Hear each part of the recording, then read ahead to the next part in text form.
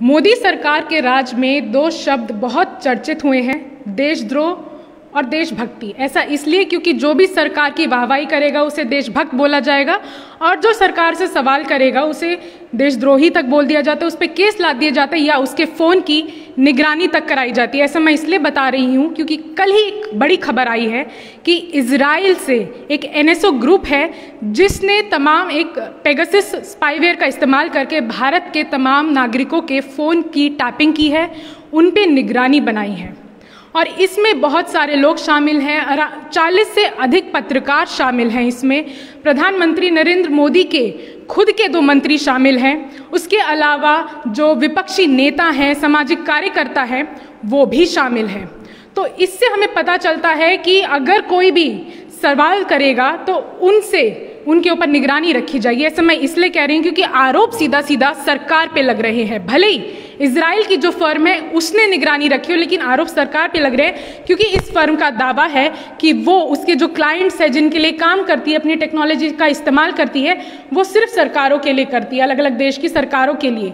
तो हो सकता है ये खुद ही प्रधानमंत्री मोदी की सरकार ने करवाया हो और कुछ उनका लोगों का ये भी कहना हो सकता है विदेश की सरकार ने कराया। लेकिन ऐसा इसलिए हम नहीं बोल रहे हैं या ऐसे आरोप इसलिए नहीं लग रहे क्योंकि जिन पर इस तरह से निगरानी रखी गई थी वो ज़्यादातर ऐसे पत्रकार है, उस पर सवाल उठे। बहरहाल जैसे कि ऐसे कई पत्रकार हैं, एक रोहिणी सिंह थी द वायर की, जिन्होंने इस तरह से उन पे एक रिपोर्ट की थी कि गृह मंत्री हैं जो अमित शाह, उनके बेटे जय शाह की संपत्ति बहुत तेज़ी से बढ़ गई थी। और भी तमाम पत्रकार हैं, वायर के खुद जो फाउंडर मेंबर्स हैं, सिद्धार्थ वरदराजन हैं, MK वेणु हैं और विपक्ष के 3 बड़े नेता भी हैं।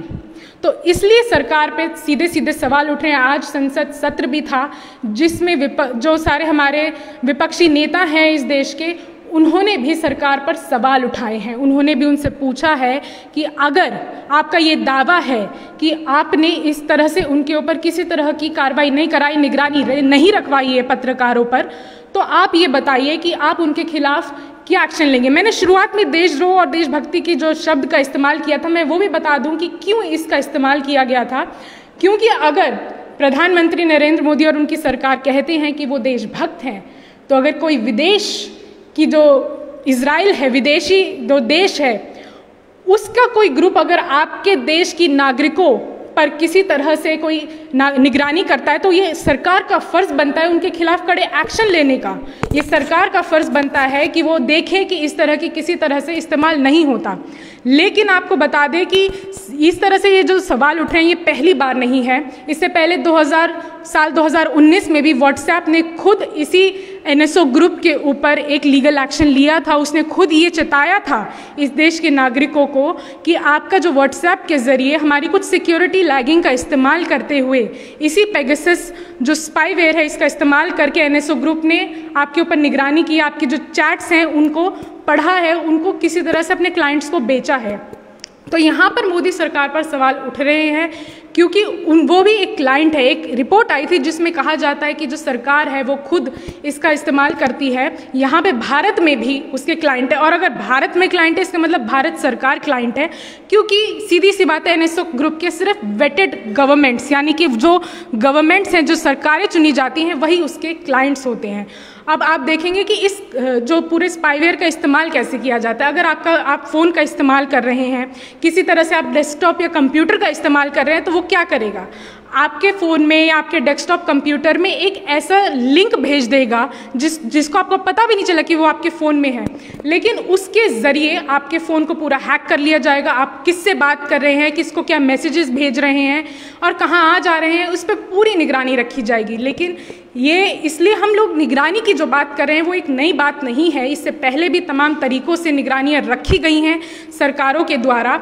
और इससे अलावा अगर आप देखेंगे, अभी आज ही सुप्रीम कोर्ट ने ये कहा था कि एक मणिपुर का जर्नलिस्ट है, पत्रकार है, उसको रिहाई दे दी, ये कहते हुए कि अभी आपको नहीं अरेस्ट किया जाएगा क्योंकि जो फेसबुक है उस पर उसने मात्र एक पोस्ट लिख ली थी कि जो गौमूत्र और गोबर है वो किसी तरह से कोविड का उपचार नहीं है। तो मान लीजिए, एक तो सीधा सीधा निगरानी आपको दिख रही है कि यहाँ पे आपके फेसबुक पोस्टों को तक उठा करके उस पर एनएसए एक पत्रकार पे लगा दिया जाता है। अगर वो थोड़ा सा भी एक लॉजिकल बात भी कर दे तो उन पे एनएसए लग जाता है। इतना बड़ा उन्होंने जैसे कोई अपराध करते हो, फिर सुप्रीम कोर्ट हस्तक्षेप करता है तो उन्हें फिर छोड़ा जाता है। और एक तरफ छुपा करके चोर दरवाजे से बाहर की बड़ी बड़ी एजेंसियों, कंपनियों का इस्तेमाल करके आपके ऊपर निगरानी रखी जाती है। तो ये ऐसी चीज़ें हैं जिससे हमारे इस देश के पत्रकारों को भी सावधान रहना है। लेकिन इसी का इस्तेमाल करके ये हो सकता है सरकार इसका इस्तेमाल करके पत्रकारों को डरा रही हो, धमका रही हो। लेकिन जिन पत्रकारों पर इस तरह के ये जो स्पाईवेयर का इस्तेमाल करने की इनकी लिस्ट या सूची जारी हुई, उन्होंने अपने खुद आधिकारिक अकाउंट्स पे लिखा है कि हमें डर नहीं लगता, हम तब भी सरकार से सवाल पूछेंगे, अलग अलग तरीक़ों से हम अपनी रिपोर्टिंग जारी रखेंगे। इसमें तमाम बड़े संस्थान शामिल हैं, जैसे कि मैं बता दूं हिंदुस्तान टाइम्स के पत्रकार शामिल हैं, उसके अलावा इंडियन एक्सप्रेस के जो बहुत इन्वेस्टिगेटिव स्टोरीज भी करते हैं, द वायर के पत्रकार शामिल हैं। इसमें द वायर के अलावा ऐसे 16 अलग मीडिया आउटलेट से मीडिया संस्थान हैं जो ग्लोबल लेवल पे हैं, जैसे वॉशिंगटन पोस्ट हो गया, या उसके अलावा और भी ऐसे संस्थान हैं जिन्होंने मिल करके एक इसकी फॉरेंसिक जांच के लिए इन्होंने एक फॉरेंसिक एजेंसी है जिससे जांच करवाई थी। एमनेस्टी इंटरनेशनल इसमें शामिल थी, जिसने इसकी पूरी जांच की, किस तरह से ये लीक डेटा उनके हाथ लगा था। उन्होंने ये जांच करके पड़ताल की है कि इन लोगों को, हज़ारों ऐसे लोग हैं इस देश दुनिया में जिनके फ़ोन की हैकिंग हुई है।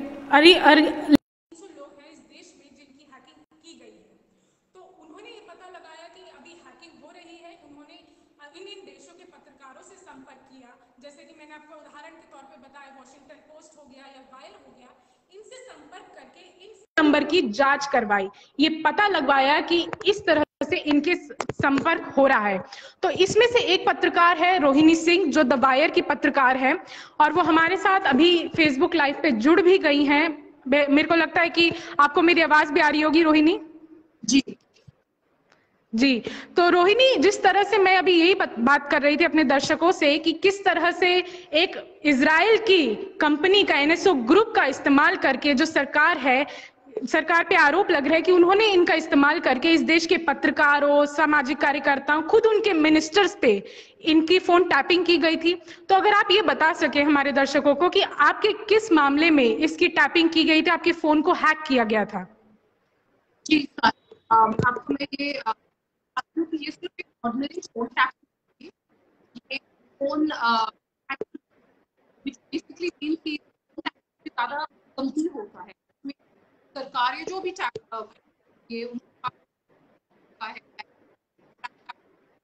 मिलने जा रही हैं आपकी लाइव लोकेशन, किससे आपके ईमेल, तो बिल्कुल इन्वेजन प्राइवेसी। मैंने जो बताया फ्रांस की ग्रुप ऑफ फॉरबिडन स्टोरी को के बाद उन्होंने वर्ल्डवाइड ये दिया के लिए, उनके मुताबिक मेरे फोन को तब हैक, मैं जो अमित शाह जी के जो एक बिजनेसमैन है, जो प्रधानमंत्री नरेंद्र मोदी के बहुत ही करीबी माने जाते हैं, उनकी स्टोरी हुई थी। और ये पीयूष गोयल जो मंत्री हैं, मैंने एक स्टोरी लिखी थी, मुझे नहीं पता अगर आपको याद होगा तो मैं बताना चाहती हूँ। वो पीयूष गोयल और अजय पिरामल जो बहुत बड़े उद्योगपति हैं, उनके बीच के फाइनेंशियल डीलिंग्स वाली स्टोरी थी। तो मैं उस स्टोरी को रिसर्च कर रही थी उस समय। तो उस समय मेरा फोन हैक हुआ था और मुझे बताया गया कि मेरा फोन 2 साल तक हैक था। So that was information that has been given to me by this group and यही है।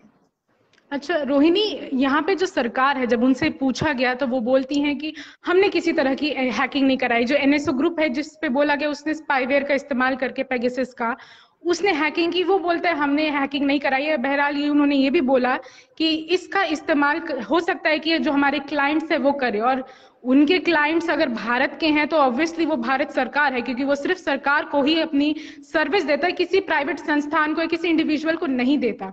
तो आपसे मैं ये जानना चाहूंगी कि आपका इस पे क्या कहना है कि वो दोनों सीधा सीधा नकार रहे हैं कि हमने किसी तरह से इनमें निगरानी नहीं कराई है। देखिए, भारत सरकार का अगर आप स्टेटमेंट पढ़िए तो बहुत ही केयरफुल स्टेटमेंट 2019 में रविशंकर प्रसाद, तब वो आईटी मिनिस्टर थे, उन्होंने भी दिया था कि कोई अनऑथराइज्ड हैकिंग और इंटरसेप्शन नहीं हुआ है।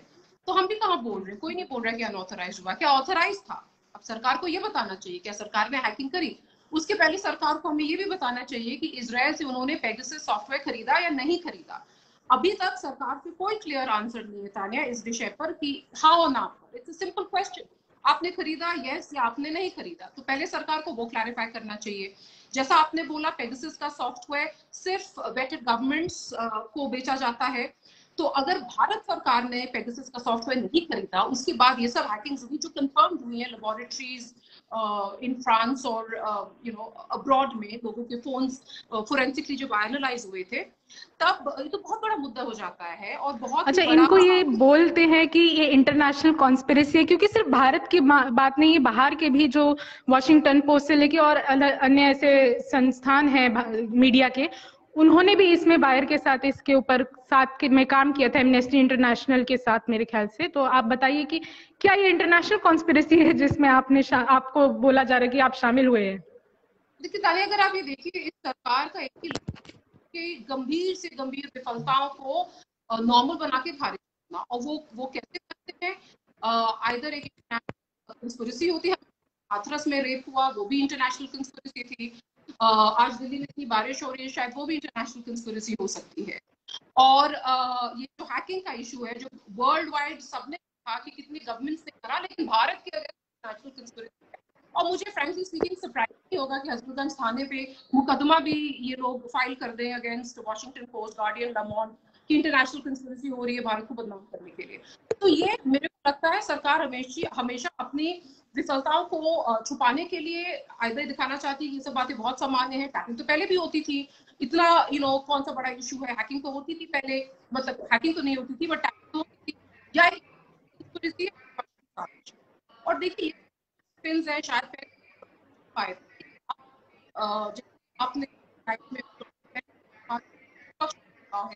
बोला जज भी है सुप्रीम कोर्ट का, तो ये बहुत ही गंभीर मुद्दा बन जाता है।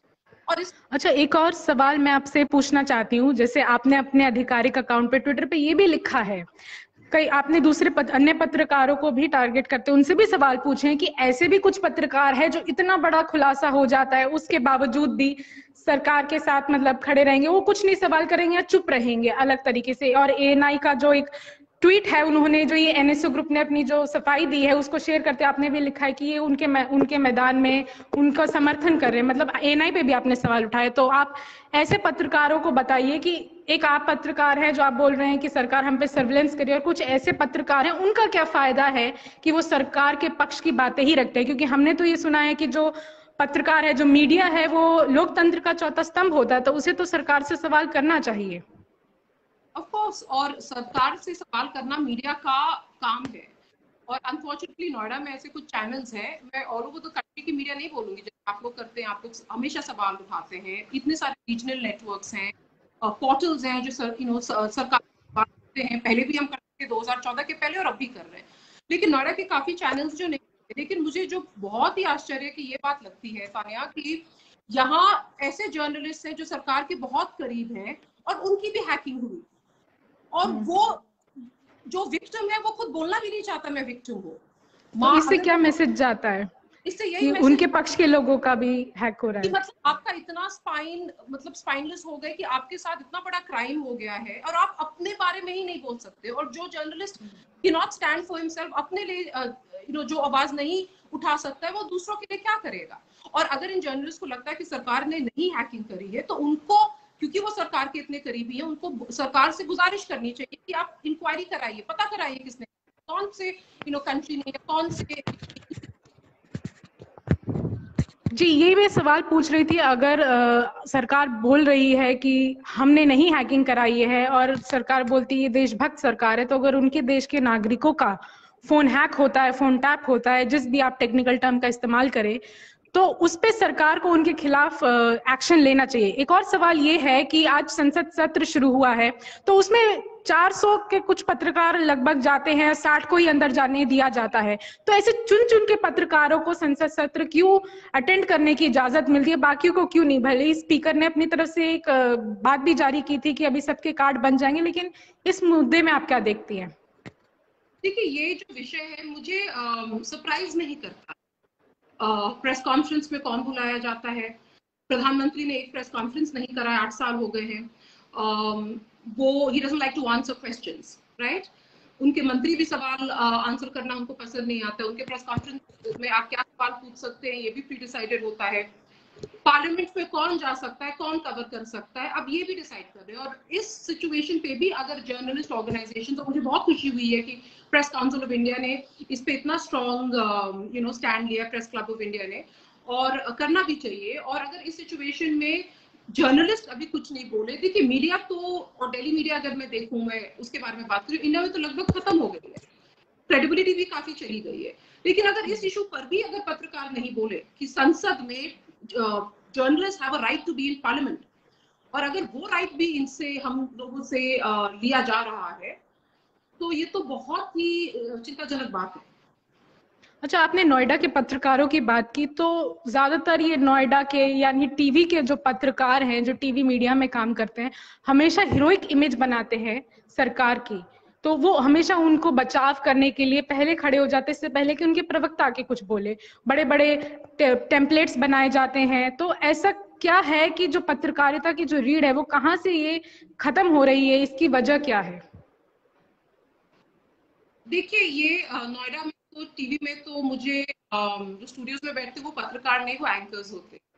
तो एक वो डिफरेंस वो है। मैं उनको कभी पत्रकार मैं नहीं मानती। मुझे पता है कि मेरी बातें उनको अच्छी नहीं लगती और नहीं लगनी चाहिए, क्योंकि I have very strong views on that. सरकार की चापलूसी करने में वो इतने व्यस्त हो गए हैं कि वो भूल गए हैं कि उनका जॉब है सरकार से सवाल करना। और क्या होता है, जब मीडिया बहुत ही कॉर्पोरेटाइज्ड हो जाती है, जब सब चीज कॉर्पोरेट हाउसेस कंट्रोल करने लगते हैं, इन्वेस्टमेंट्स वहां से आते हैं, आज मीडिया में इतना लॉस हो रहा है, गवर्नमेंट डिसाइड कर रही है कि किसको एडवर्टाइजमेंट मिलेगा नहीं मिलेगा, तो मीडिया पब्लिक इंटरेस्ट जर्नलिज्म नहीं कर सकती। फिर मीडिया क्या इसीलिए जो रॉयटर्स के पत्रकार है भारत के, उस पे तमाम विदेश से प्रतिक्रियाएं आती है, खुद तालिबान प्रतिक्रिया देता है, लेकिन भारत की सरकार प्रतिक्रिया नहीं देती, क्योंकि वो उनसे नहीं जुड़े हैं। उनकी जो असल चेहरे उसकी तस्वीर में उतार देते थे, जिस तरह से रोहिंग्या का मुद्दा हो गया हो, या कोविड के समय पे जिस तरह से लाशें जल रही थी उसका मुद्दा हो गया हो। तो इसलिए उनके ऊपर प्रतिक्रिया नहीं देते हैं, उन पत्रकारों को रिकॉग्नाइज ही नहीं करना चाहते हैं। आपकी बात बिल्कुल सही है। और दानिश एक बहुत ही बेहतरीन फोटो जर्नलिस्ट थे, और उनकी फोटोज ऐसी थी कि वो लोगों को दिल को छू जाती थी। और कोविड के टाइम पे उन्होंने जैसी जैसी फोटोज खींची थी, और जिस तरीके से लोगों का पेन था, सॉरो था, मैं अभी तक नहीं भूल सकती उनकी एक फोटो जहां 3 लोग आई थिंक हॉस्पिटल के बाहर बैठ के रो रहे थे, हगिंग वन अनदर क्राइम। वो फोटो मेरे माइंड, मेरे हार्ट में बिल्कुल प्रिंटेड है। तो बहुत सारे लोग थे जो दानिश की फोटोज देख के दे स्टार्टेड आस्किंग गवर्नमेंट, और ऑब्वियसली सरकार को, और इस सरकार को, मोदी सरकार को, वो पत्रकार नहीं पसंद है जो अपना काम कर रहे हैं।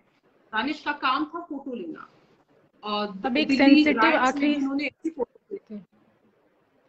एक आखिरी सेंसिटिव सवाल थोड़ा सा मैं आपसे पूछना चाहूंगी। आप महिला हैं और पत्रकार हैं, वो भी सवाल उठाने वाली महिला पत्रकार हैं, जो सरकार से सवाल करती है इस तरह से। आपने जैसे गृह मंत्री के बेटे की जो संपत्ति बढ़ी थी उसके ऊपर किया, तमाम जो रिपोर्ट्स आपने शुरुआत में गिनवाई भी मुझे और हमारे दर्शकों को, तो कितना चुनौतीपूर्ण होता है और इस तरह से कैसे काम किया जाए कि अभी पत्रकारों के लिए जो आगे नेक्स्ट जनरेशन आ रही है वो कैसे काम करे, उनको अगर आप कुछ बताना चाहें, और आपके अपने अनुभव क्या है एक महिला पत्रकार होने के नाते?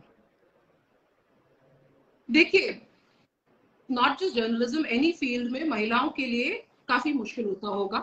आप भी महिला पत्रकार हैं, आपने भी देखा होगा कि लोग आपसे जब अग्री नहीं करते हैं तो किस तरह की टिप्पणी करते हैं, किस तरह का लैंग्वेज यूज करते हैं। जो अब्यूज और सेक्सुअल हैरेसमेंट वुमेन जर्नलिस्ट को मिलता है, स्पेशली वो जो सवाल करती हैं सरकार से, जो स्टोरीज करती हैं, जो फैक्ट्स बाहर लाती हैं, वो मेल जर्नलिस्ट को नहीं मिलता। और मैं सिर्फ एक महिला पत्रकार नहीं हूँ, मैं एक माँ भी हूँ। और मेरा बेटा बड़ा हो रहा है, वो 8 साल का है, वो भी पढ़ता है, वो भी गूगल करता है, वो भी कभी कभी ट्वीट्स देखता है कि लोग क्या लिख रहे हैं।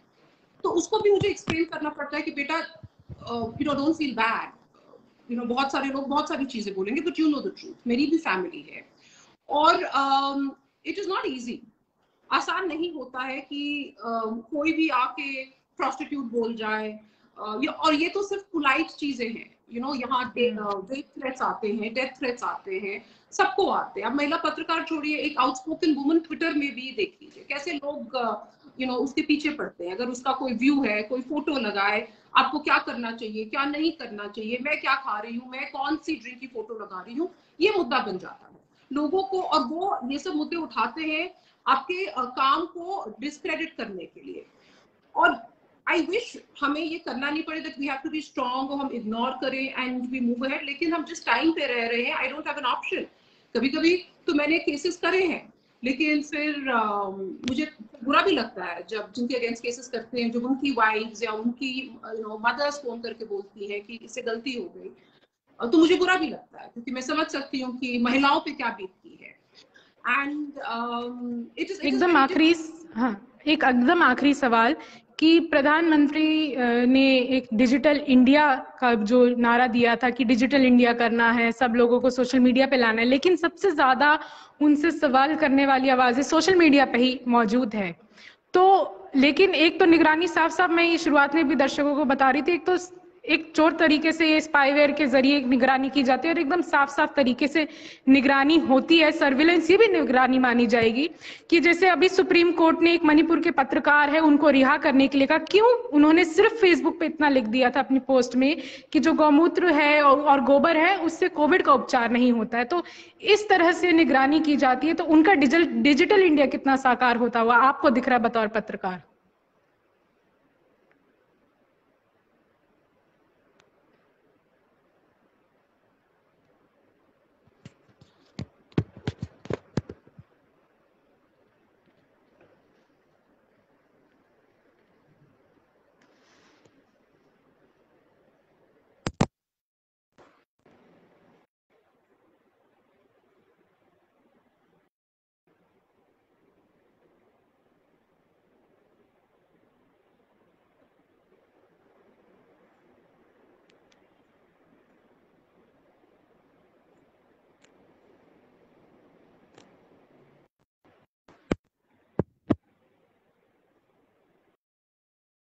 तो रोहिणी, शुक्रिया आज आपका हमारे साथ जुड़ने के लिए, बोलता हिंदुस्तान पे आने के लिए, और बतौर महिला पत्रकार और ऐसे पत्रकार जिनके साथ ये सब जिनके फ़ोन हैक किए गए हैं, उनकी सारी बातें हमारे दर्शकों तक रखने के लिए।